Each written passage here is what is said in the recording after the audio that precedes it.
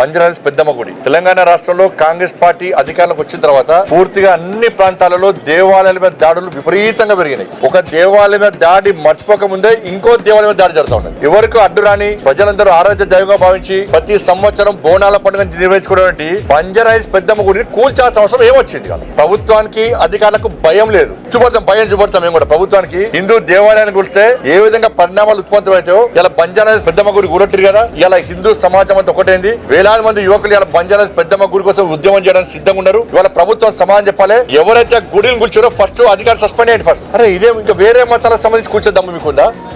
Road కడ్డంగా ఈ తెలంగాణ రాష్ట్రంలో ఎన్ని దేవాలయాలు ఉన్నాయి, ఎన్ని మసీదులు ఉన్నాయి, ఎన్ని చర్చలు ఉన్నాయి. మేము ఇతర మతస్థులు కూర్చోమని అంటలేము. అరే హిందూ దేవాలయాలు ప్రాణం కోసం ఎందుకు కూర్చున్నారు? ఇవాళ ఓలికి బోనాల పండుగను పవిత్రంగా జరుపుకుంటున్నారు. భాగ్యనగర పండుగ వాతావరణం ఉంది. ఈ పరిస్థితిలో కావాలని కుట్రలు చేసి మన పెద్దమ్మ గుడిని కూల్చడము ఇది ఎంతవరకు కరెక్ట్? అంటే జూబ్లీస్ ఎలక్షన్స్ ఉన్నాయి. ఇప్పటికే కాంగ్రెస్ వాళ్ళు అంటున్నారు అలా ముస్లింస్ 30% ఉన్నారు కాబట్టి వాళ్ళ ఓట్లు రావాలంటే పెద్దమ్మ గుడిని కూల్చాలి. మీరు గుర్తుంచుకోండి బిడ్డ, జూబ్లీస్ లో హిందువులందరూ ఓటు బ్యాంక్ మారుతారు. నేను రాష్ట్ర ముఖ్యమంత్రి గారు చెప్తున్నాను, ముస్లిం ఓటు బ్యాంక్ కోసం మీరు ప్రయత్నం చేస్తున్నారు. రాష్ట్ర ప్రభుత్వ కుట్రలో భాగమే ఇలా బంజారాహిల్స్ పెద్దమ్మ గుడిని కూల్చిరు. వాళ్ళ కేవలం జూబ్లీస్ లో ఒక వర్గం ఓట్ల కోసం, ఆ వర్గం ఓట్ల ద్వారా గెలవడానికే మన పెద్దమ్మ గుడి కూల్చారు. ఎంత ధైర్యం ఉండాలి మీకు, ఎంత దమ్ము ఉండాలి మీకు పెద్దమ్మ కూల్చడానికి.